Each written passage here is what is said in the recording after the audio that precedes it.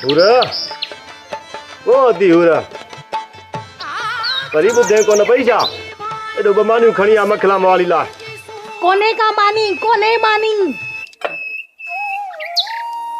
अम्मा झलियो थस तो जाड़े के मानी न दी जाए। छो जाड़े के मानी न दी जाए? हाँ इन्हीअ जे लाइ त वांदन जे लाइ मानी कोने का। ओ राणो केड़ी कोड रणंदो आ जो सुबह मर्दान दा ढो कयूं यो रेडियो खई मते तो घिटियूं कचिंदो।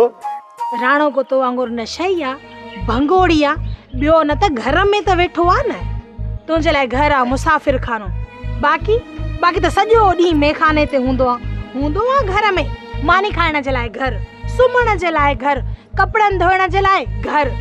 बस शुक्र आ जो असां नशो नथा कयूं न त अॼु असांजी बि मानी बंदि हुजे आ। ठहियो अॼु खां पोइ तव्हां ॿिन्ही खे पंहिंजा कपिड़ा पाण ई धोइणा पवंदा ऐं जेको हंधा न खट ते इहो बि पाण ई विछाइणो अथव। मां का तव्हांजी नौकरियाणी न आहियां। भला भेण त आई न। वाह हाणे भेण यादि आई अथव। भेण खे कॾहिं को जोड़ो वठी ॾिनो अथव? भेण खे का जुती वठी ॾिनी अथव? आसूदे मल खां हीअं लप भुगड़न जी बि कॾहिं मूंखे कोन खाराई अथव भेण। वाह दीवा शाबाश ते तू बि गॾे गाबे के हिक रस्ते में त न ॿध न। अरे अब्बा गॾे हुजे या गाबो खाईंदा तो सुकल गान हिकड़ो पेट भरे हणदो पुछदियूं ऐं ॿियो पेट भरे पुछ रखंदो कंडे ते ऐं ॾींदो टाॼियूं। अम्मा माना त मां बि अधे जाड़े जहिड़ो आहियां। अरे अब्बा जहिड़ी धूड़ तेड़ी छाई आयो त ॿई पी पोड़े जे कंध में फाहो अल्लाह का हिम्मत ॾेव जो कमायो असांखे खारायो। अम्मा जो तो ऐं अदियत छव ते बेइज्जतो कयो हाणे त वञी बगरा मानी जा खणी आ माली के भुख लगी आ।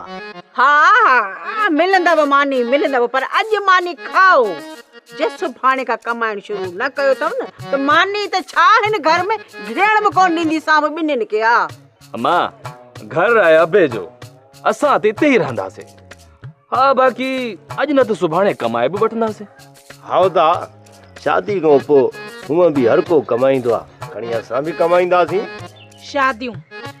शादीअ खां पोइ बि न तव्हां ॿिन्ही जूं ज़ालूं अम्मा ऐं अबे जे कंध में ई हूंदियूं।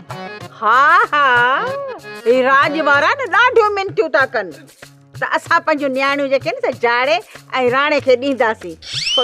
ख़ुदा कयो हर को सुखियो घर ॾिसी पोइ ॾींदो। ऐं मां तो बि हाणे उथी कहिड़नि सां थी मथो हणी वञी ॿ मानियूं आणे ॾिस त खाए। चवें थी त हाणे थी ॼांसि लाइक़ त न आहिनि मानीअ जे। अॼु असुली तव्हां धव ते ॻाल्हायो पर बगरा मानी जा खाऊं त पोइ सोच वीचार कयूं था त छा करणो घुरिजे।